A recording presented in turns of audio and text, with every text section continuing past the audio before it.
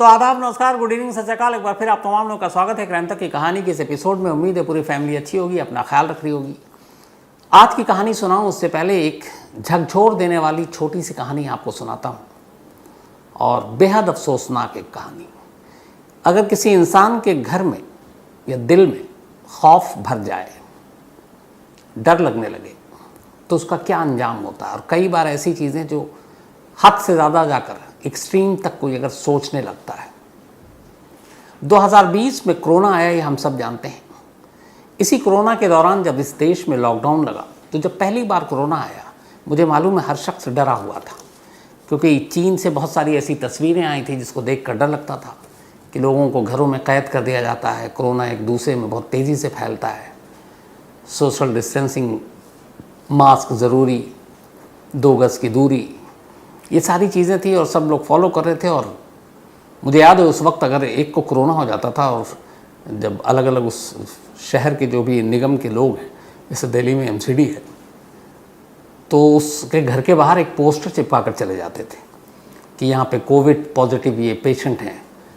और डर का आलम ये था कि उस पोस्टर को देखने के बाद लोग उस घर में तो छोड़िए, उस गली से गुजरने से हिचकते थे।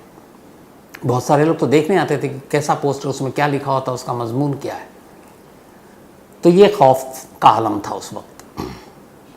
उसी दौर में गुरुग्राम में एक फैमिली रह रही थी, हस्बैंड, वाइफ और उनका एक छोटा सा बेटा। अब जब ये कोरोना आया तो हर एक कोई ख़बरों के ज़रिए जान रहा है कि वो कैसे बचें, क्या करें। तो ये था कि जो लोग बाहर हैं, जो काम पे जा रहे हैं, वो संक्रमित हो रहे हैं, इन्फेक्टेड हो रहे हैं। अब घर चलाने के लिए नौकरी भी ज़रूरी थी, हालांकि लॉकडाउन में बहुत सारे लोग बेरोज़गार हुए। तो उसी कोरोना काल में जब फर्स्ट वेव आया था, एक हस्बैंड गुरुग्राम में ही अपने नौकरी करने के लिए ऑफिस जाता और फिर घर आता। बीवी ने कहा कि देखो कोरोना फैला हुआ है, हमारा बच्चा है, तो हम दोनों तुमसे इन्फेक्टेड हो सकते हैं, तो तुम बाहर रहते हो, चूँकि ऑफिस जाते हो, तो घर मत आया करो भी, ताकि हम दोनों सेफ रहें। पत्नी ने भी यही किया। हम सब ने अपने अपने उस दौर में यही किया था कि हमारी वजह से फैमिली मेम्बर ना अफेक्टेड हों, क्योंकि मजबूरी है काम की और बाहर आपको रहना है। तो बहुत सारे ऐसे लोग थे जो उस लॉकडाउन में भी बाहर थे, ड्यूटी पर थे। तो पति को भी लगा कि अच्छी बात है, मेरी वजह से मेरी बीवी और बेटे को क्यों परेशानी हो। तो वो कुछ दिनों तक अपने दोस्तों के साथ रहा, ऐसे दोस्त जो खुद बाहर रहते थे और वो भी एक तरह से अलग अलग क्वारंटीन टाइप से रहा करते थे। बीवी के साथ पति सिर्फ व्हाट्सएप या फिर वीडियो कॉल के ज़रिए बात कर लेता, बीवी और बेटे को देख लेता। धीरे धीरे वक्त बीता, कोरोना की महामारी थोड़ी थोड़ी कम होने लगी। इस दौरान में जो बीवी थी, खाने पीने की चीज़ें उसके दरवाजे पर रखवा देती, वो मंगा लेती ऑनलाइन, और उसी से गुजारा चल रहा था। यहाँ तक कि गैस के लिए उसने कहा कि सिलेंडर नहीं मंगाएंगे, गैस सिलेंडर, उससे क्या कि लेकर आएंगे 10 हाथ लगेगा। तो उसने हीटर पे खाना बनाना शुरू कर दिया और सिलेंडर बना कर दिया। मतलब इतनी ज़्यादा एहतियात बरत रही थी। एहतियात बरतनी अच्छी चीज़ है, लेकिन इस हद तक। अब इसके बाद थोड़ा वक्त बीतने लगा, पति बेचारा इधर उधर रह रहा। फिर कुछ दिन तक वो अपने इन लॉज के पास रहा। उसे लगा अब कम हो रहा है, बीवी को समझा रहा अब कम हो रहा है, मुझे आने दो। बीवी कह रही नहीं। फिर मजबूरन उसे अब कब तक किसके घर में रहे। उसके बाद उसने किराए का घर लिया अपने ही घर के पास, और किराए के घर पर रहने लगा। अब कोरोना कम हो रहा था, लेकिन बीवी अब भी थी कि नहीं, जब तक मेरे बच्चे को, उसके बच्चे के बेटे की उम्र थी 10 साल, वैक्सीन नहीं लग जाएगा तब तक घर में कोई नहीं आएगा, क्योंकि मेरा बच्चा इन्फेक्टेड हो सकता है। अब 10 साल के बच्चे के लिए वैक्सीन तो बनी नहीं। बड़ी मुश्किल पति बार बार पत्नी को समझाता, अपनी पत्नी को उनके माँ बाप के ज़रिए यानी अपने इन लॉज के ज़रिए समझाता, लेकिन बीवी किसी भी तरह से तैयार नहीं। 1.5 साल वो किराए पर फिर बाद में रहा। 3 साल बीत गए, 20 के बाद 23 आ गया। मैं अभी की बात कर रहा हूँ आपको। अब कोरोना लगभग पिछले कुछ महीनों से तो नाम भी नहीं लिया जा रहा है, लेकिन वो बीवी अब भी मानने को तैयार नहीं कि कोरोना ख़त्म हो गया। उसकी ज़िद है कि जब तक उसके बेटा वैक्सीन लेने लायक ना हो जाए, या वैक्सीन ऐसी कोई ना आ जाए जो 10 साल के बच्चों को लगे, उससे कम उम्र के, तब तक मैं अपने बेटे और अपने आप को किसी और के सामने पेश नहीं करूँगी, इसलिए कि अगर मैं बाहर निकली तो मेरी वजह से मेरे बेटे को इन्फेक्शन हो सकता है। पड़ोसी से लेके, दोस्तों से लेके, पूरे रिश्तेदारों ने, हर एक ने समझा दिया, लेकिन वो उस शख्स की बीवी मानने को तैयार नहीं। और वो बेहद परेशान, अपना परिवार रहते हुए बेटे से मिलने का भी मन है, कब तक बाहर रहे, क्या करे। कई बार वो शुरुआत में पुलिस के पास भी गया, फिर पुलिस ने कहा यार ये तुम्हारा बड़ा पर्सनल और फैमिली मैटर है, इसमें ऐसी कोई बात नहीं है, बातचीत कर लो, हल हो जाएगा। पुलिस ने भी टरका दिया। अब लेकिन जब 3 साल बीत गए और अब कोरोना का कोई नामो निशान नहीं, तो पिछले हफ्ते वही शख्स एक किसी से बात कर रहा था, उसने एक जानकार पुलिस वाले के पास भेजा। उस पुलिस वाले ने कहानी सुनाई, उस शख्स से उसे हमदर्दी हुई। फिर उसने बाकायदा हेल्थ डिपार्टमेंट, विमेन ऑर्गेनाइजेशन और लोकल पुलिस सबको लेकर घर पहुँचे। बीवी दरवाज़ा खोलने को तैयार नहीं, दरवाज़ा तोड़ा गया। इसके बाद बीवी और बेटे को पहली बार निकाला गया, उन्हें फ़ौरन अस्पताल ले जाया गया। लेकिन उनकी सेहत ठीक थी, क्योंकि खाना पीना, रोज़मर्रा की जो लाइफ थी वो सब वो अपने हिसाब से जी रहे थे। बस ये था कि एक वहशत, एक डर, एक दहशत इतनी ज़्यादा थी कि वो दुनिया के साथ घुलने मिलने को तैयार नहीं थी, माँ और बेटे। फिर उनको समझाया गया, उनका ब्रेन वॉश किया गया, तब वो समझी। और अब अच्छी खबर ये है कि अब पति, पत्नी और बेटा तीनों फिर से एक साथ हो गए हैं, उसी घर में रह रहे हैं और अब सब कुछ ठीक है, तीनों खुशहाल हैं। और वो डर जो है अब उनके जहन से निकल गया। तो कैसे कैसे लोगों के जहन में खौफ बैठता है, ये उसकी एक अजीब मिसाल है कि एक शख्स 3 साल तक, उसमें से आधे वक्त तक तो वो किराए के घर में रहता, अपने ही घर के करीब, और बीवी किसी को घर के अंदर दाखिल नहीं होने दे रही। ऐसी ऐसी कहानियाँ सुनकर कई बार मतलब इंसान क्या क्या सोचने लगता है। अब आते हैं आज की कहानी के ऊपर। इत्तेफाक से उसी दिन मैं लखनऊ जा रहा था साहित्य आज तक के फंक्शन के लिए, और 24 फरवरी को प्रयागराज में, जो कि पुराना इलाहाबाद है, वहाँ एक शूट आउट होता है। उमेश पाल नाम के एक शख्स को गोलियों से छलनी कर दिया जाता है, बम से हमला किया जाता है। इस घटना के बाद कुछ तस्वीरें आती हैं सीसीटीवी की, और फिर उमेश पाल के कत्ल की कहानियाँ अलग अलग ज़ुबानों से अलग अलग तरीके से सुनाई देने लगती हैं। लेकिन ये पूरा मामला है क्या? उमेश पाल कौन है? उमेश पाल को क्यों मारा गया? और उमेश पाल की कहानी क्या ये अभी जो 24 फरवरी 2023 है यहीं शुरू हुई या कहीं और शुरू हुई? तो इस कहानी को समझने के लिए करीब 18 साल पीछे चलना होगा, और उसी के ज़रिए आपके सामने पूरी कहानी रखता हूँ। बात 2004 की है। 2004 में जनरल इलेक्शन था इस देश में, लोकसभा का। तो लोकसभा के उस चुनाव में तमाम अलग अलग पार्टियां अपने अपने उम्मीदवार खड़े कर रही थी। यूपी के बाहुबली अतीक अहमद, नाम सुना होगा आपने।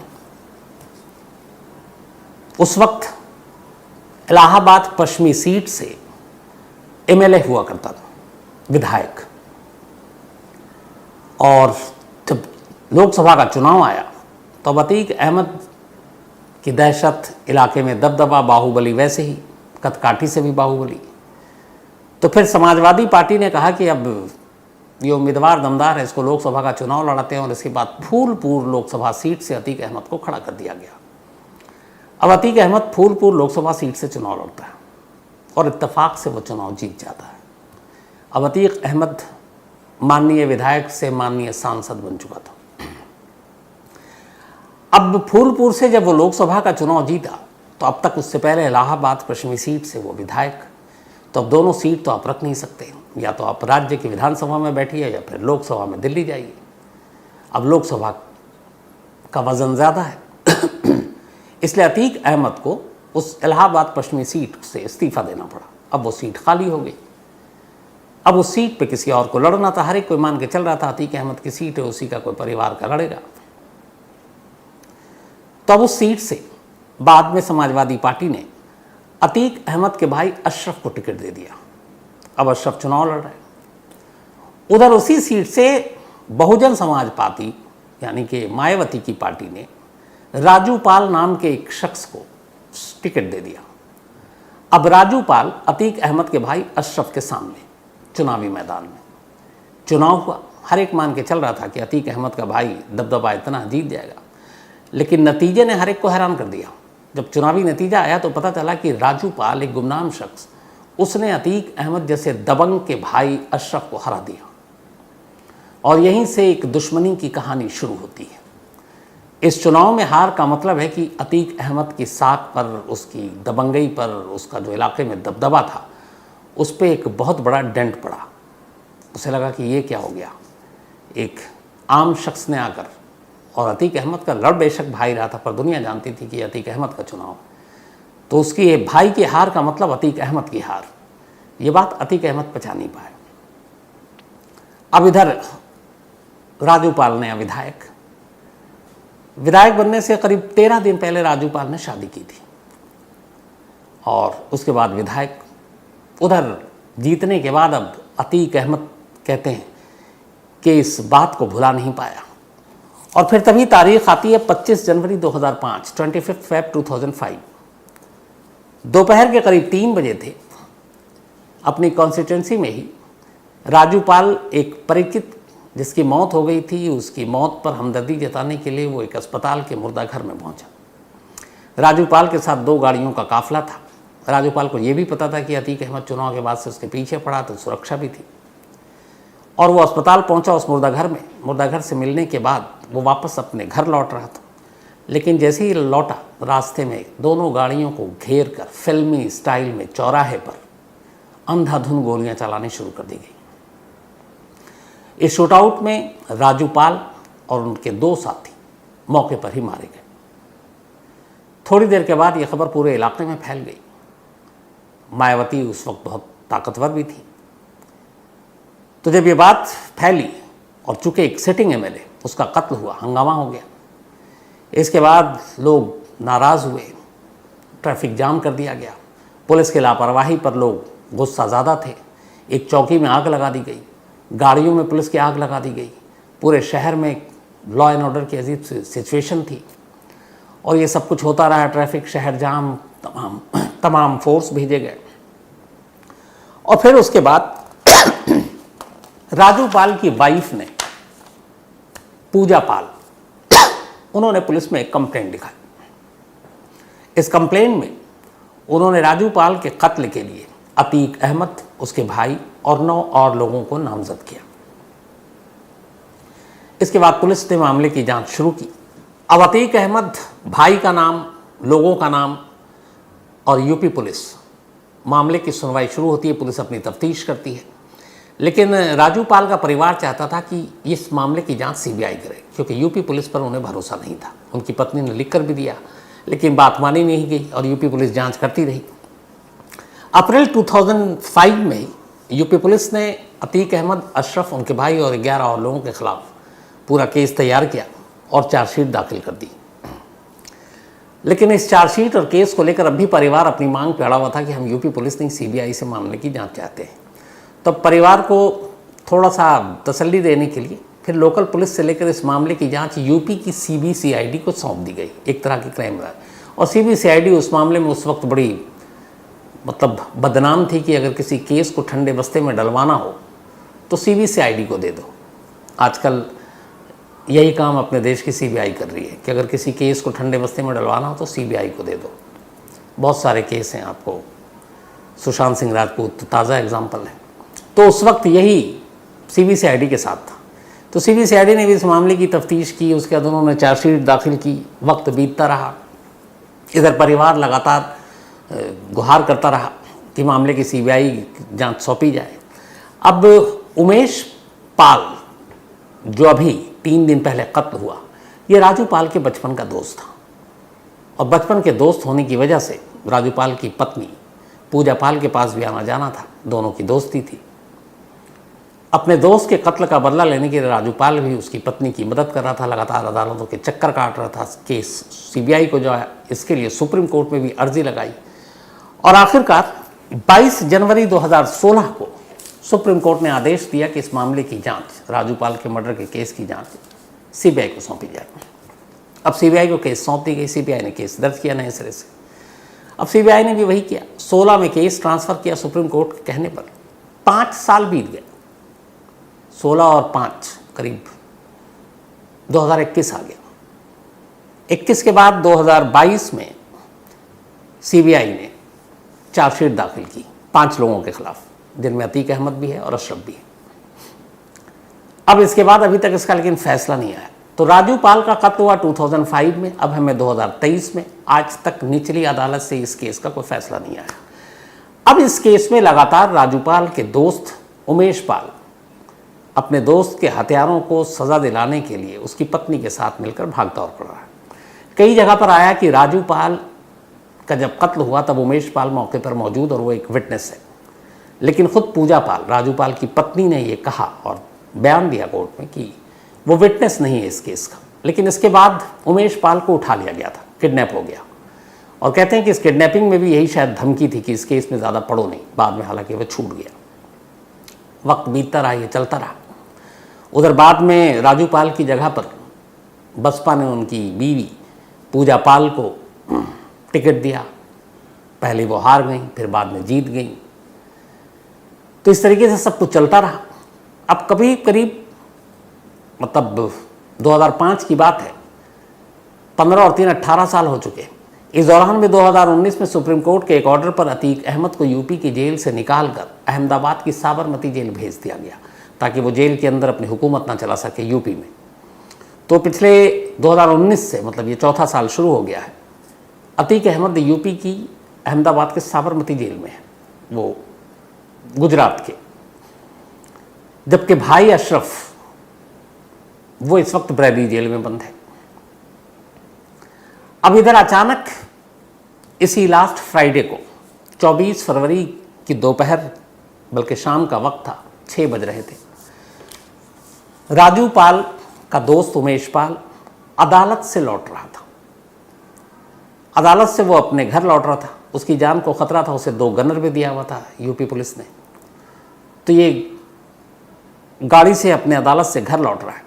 इसके पीछे पीछे एक क्रेटा कार उसका पीछा करती, जिसको पता नहीं है उमेश पाल को। और जहाँ पे घर, उस घर के पास एक इलेक्ट्रॉनिक्स शॉप है। वहाँ पे 2 लोग ऑलरेडी टोपी पहनकर खड़े हुए हैं और ऐसा लग रहा है जैसे वो ग्राहक हैं, कुछ खरीदना चाहते हैं, लेकिन उनकी नज़र उस गली में है जिस गली में उमेश पाल का घर है। शाम करीब 6 बजे थे। उमेश पाल की गाड़ी गली में दाखिल होती है। गली में दाखिल होने के बाद अब उसे उतरना है घर तक जाने के लिए पैदल, और यही मौके की ताक में थे हत्यारे। वो जैसे ही उमेश पाल उतरे, अचानक इधर दुकान से उधर क्रेटा कार से जो लोग पीछा कर रहे थे वो उतरते हैं और दनादन गोलियां चलानी शुरू कर देते हैं। अब जब दोनों गोलियां चलाने शुरू कर देते हैं तो हमले का अंदाज़ा हो गया, लेकिन उधर 2 गनर हैं। अब वो गनर भी हमले का जवाब देते हैं और जो विटनेस हैं वो बताते हैं कि उन्होंने फायरिंग करने की कोशिश की, लेकिन गोली चली ही नहीं। और इधर लगातार हमलावर गोलियां चला रहे हैं और फिर उनमें से एक हाथ से बम लेता है और बम फेंक देता है, बम भी फटता है। और ये सब करने के बाद मुश्किल से करीब 42-45 सेकंड का ये पूरा मामला है। सारे हमलावर मोटरसाइकिल पर और क्रेटा कार में वहाँ से निकल जाते हैं। बाद में फ़ौरन अस्पताल ले जाया जाता है उमेश पाल और उनके दोनों गनर को, लेकिन उमेश पाल और उनके एक गनर की मौत हो जाती है। दूसरा गनर इस वक्त सीरियस है, अस्पताल में ज़ख्मी है। और उस वक्त कहते हैं कि कार्बाइन था। उमेश पाल के जो दोनों गनर थे, गार्ड यूपी पुलिस के हैं, उनके पास कार्बाइन थी। कार्बाइन एक बार में 36 से 38 फायर करती है। लेकिन जो विटनेस थे, जो वहाँ पे चश्मदीद थे, उन्होंने कहा कि कार्बाइन चलाने की कोशिश की थी, लेकिन कार्बाइन चली नहीं। अगर चल जाती तो बहुत मुमकिन है कि उमेश पाल और गनर इन सब की जान बच जाती और जो हमलावर है उनका ज़्यादा नुकसान होता, क्योंकि कहाँ वो नॉर्मल उससे फायर कर रहे हैं और कहाँ इधर एक बस्ट में 36-38 गोलियाँ, तो वो चली नहीं। अब इस पे यहाँ पे एक ये भी है कि आपको याद होगा, बीच में कई कहानियाँ भी सुनाई हैं। यूपी पुलिस के बहुत सारे लोग जिन्हें हथियार तो दिया जाता है, और वो हथियार भी पुराने ज़माने का है। हालांकि 2019 के बाद बदलाव आया कि इंसास और ये सारी चीज़ें थे, वरना वही राइफ़ल हुआ करती थी। लेकिन वो भी चलाने का मौका कम मिलता है तो जंग खा जाती है। जब वक्त पड़ता है तब गोली नहीं चलती, और ऐसे में जो है क्रिमिनल उसका फ़ायदा उठाकर चले जाते हैं। तब पुलिस को 4 अलग अलग CCTV फुटेज मिले। उन चारों CCTV फुटेज के ज़रिए पुलिस ये पता करने की कोशिश कर रही है कि इस पूरे कत्ल के पीछे कौन है। यूपी पुलिस का दावा है कि इनमें से एक तस्वीर में अतीक अहमद का बेटा उन्हें नज़र आया, और एक CCTV फुटेज में अतीक अहमद का एक पुराना ड्राइवर और एक पुराना शूटर वो भी नज़र आया। तो अब उसी हिसाब से यूपी पुलिस कह रही है कि हम कार्रवाई कर रहे हैं। लेकिन अतीक अहमद इस वक्त खुद अहमदाबाद की जेल में है अब देखना यह है कि उसे क्या यूपी लाया जाता है। इस बीच में अतीक अहमद की वाइफ शाइस्ता ने एक लेटर यूपी के मुख्यमंत्री आदित्य नाम के उनके नाम पे भेजा है, योगी आदित्यनाथ के, और ये कहा है कि ये पूरी एक मैं इलाके का एक लोकल बॉडी का एक चुनाव लड़ने जा रही हूँ और कि यहाँ के कुछ लोग इस चुनाव में मैं न जीतूँ और वो लोग आएँ, उसके लिए एक साजिश करके उसका और उसके परिवार के नाम को बदनाम करने की कोशिश कर रहे हैं और इस साजिश में ज़बरदस्ती लपेटने की कोशिश कर रहे हैं।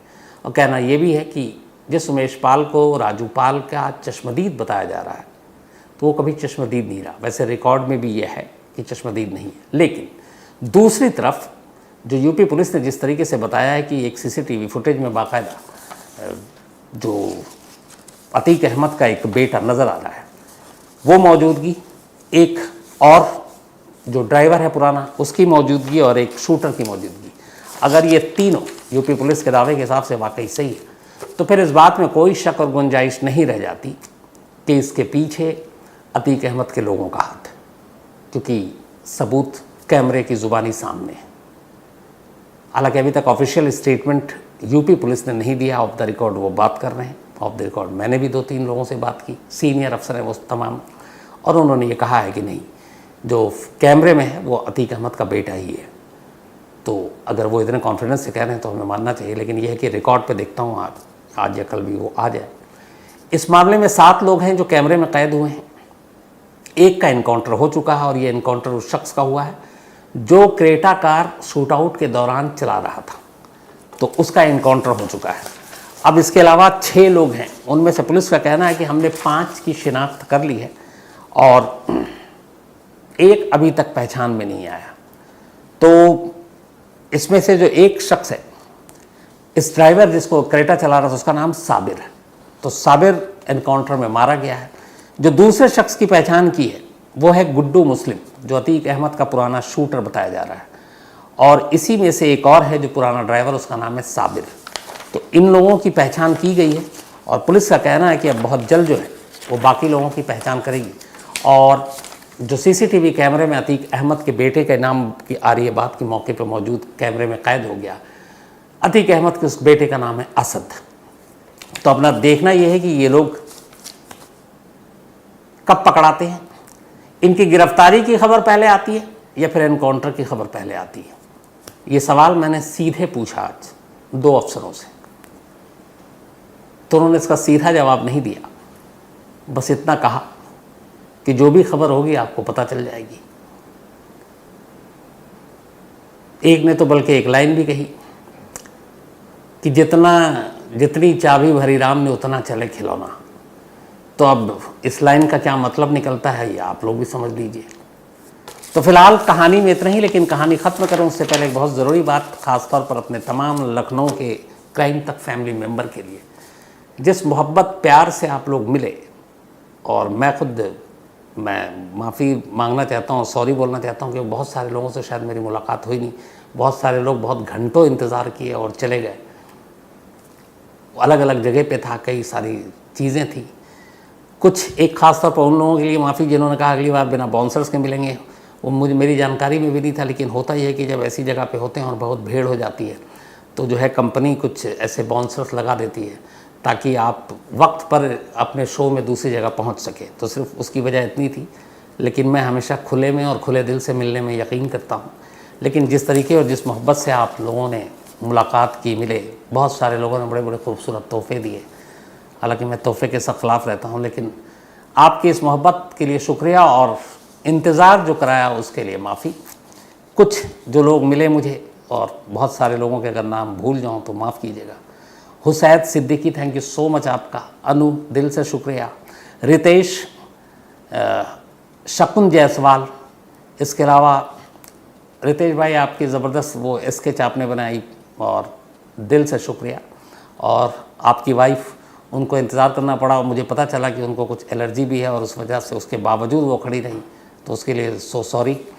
इसके अलावा अमित कुमार सक्सेना, अजय कुमार सिंह, प्रीत भैया जी, बलदेव मिश्रा, आमिर, मंजू चौरसिया, प्रभाकर सिंह, निशांत अस्थाना और सुमित तिवारी अंजलि, किशन, मुरीद, आफ्ताब, अनिल पांडे, कितने नाम लूँ। तो आप तमाम लोगों का दिल से शुक्रिया बहुत बहुत। अब आज का अपना वो सिलसिला, आज अग्रिम दोसांझ, इनका जन्मदिन है तो हैप्पी बर्थडे अग्रिम। साथ ही शिवेश सिंह, ये एडवोकेट हैं और इनका भी आज बर्थडे है तो हैप्पी बर्थडे शिवेश जी। साथ ही विजय चौबे, इनका भी जन्मदिन है तो हैप्पी बर्थडे विजय साहब। और ये अशोक कारपूसे ने भेजा है। गुरनूर कौर का भी जन्मदिन है तो हैप्पी बर्थडे गुरनूर जी। और ये अशानी कुमार ने भेजा है। जीतू मोधेवाला, इनका भी बर्थडे है तो हैप्पी बर्थडे जीतू। और रघुवीर भाटी ने भेजा है। साथ ही अमन राज, इनका भी जन्मदिन है तो हैप्पी बर्थडे अमन। प्रशांत झा ने भेजा है। और निकू, इनका भी जन्मदिन है तो हैप्पी बर्थडे निकू। राजू पाल ने भेजा है आज। इसके अलावा प्रजापति और पद्मनाभ, इन दोनों की एनिवर्सरी है तो आप दोनों को बहुत बहुत बधाई। और ये आशुतोष तेलंग और वेंकटेश नगर मित्र मंडली, बहुत लंबी चौड़ी लिस्ट है इनके नामों की, उनकी तरफ से है। साथ ही आरती एंड इंद्रजीत, इनकी 25 को थी तो बिलेटेड हैप्पी मैरिज एनिवर्सरी आप लोगों को। अशरफ लखानी, इन्होंने कहा, एक सवाल पूछा है कि अगर लोअर कोर्ट के फैसले के बाद लोग हाई कोर्ट जाते ही हैं तो फिर लोअर कोर्ट जाते ही क्यों, सीधे हाई कोर्ट क्यों नहीं चले जाते। तो ऐसा नहीं है, शायद मैंने पहले भी इसका जवाब दिया। एक सिस्टम है हमारे यहाँ जुडिशरी का कि पहले लोअर कोर्ट, फिर हाई कोर्ट, फिर सुप्रीम कोर्ट, ताकि एक जगह गलती हो तो दूसरी जगह सुधारें, दूसरी जगह गलती हो तो तीसरी जगह सुधारें।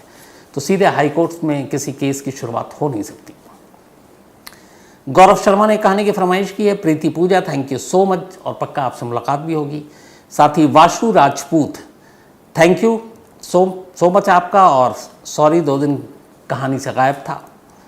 इसके अलावा विद्युत दे, इन्होंने कहानी की फरमाइश की है। भरत चौहान, दीपांशु शर्मा और बालकृष्ण, तो आप तमाम लोगों का शुक्रिया। अब आपसे मुलाकात होगी कल रात 9 बजे किसी नई कहानी के साथ। तब तक अपना ख्याल रखिएगा। Thank you very much.